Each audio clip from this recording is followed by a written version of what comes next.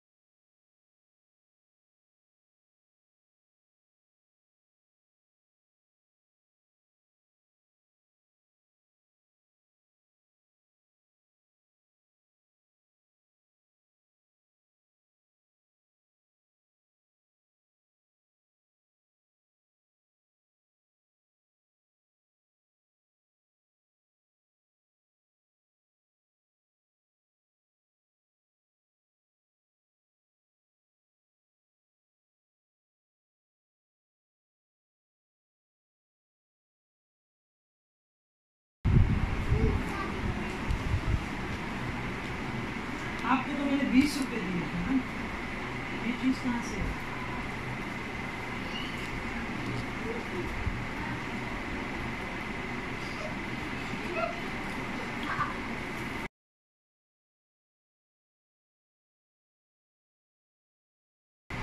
कहाँ से?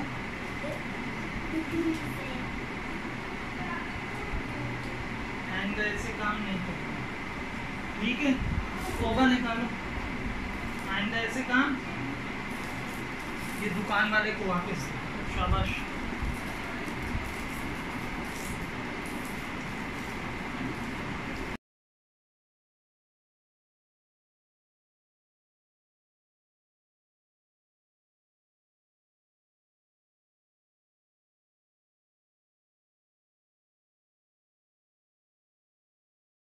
इस वीडियो को शेयर ज़रूर करें ताकि आपके ज़रिए किसी तक खैर की बात पहुंच सके।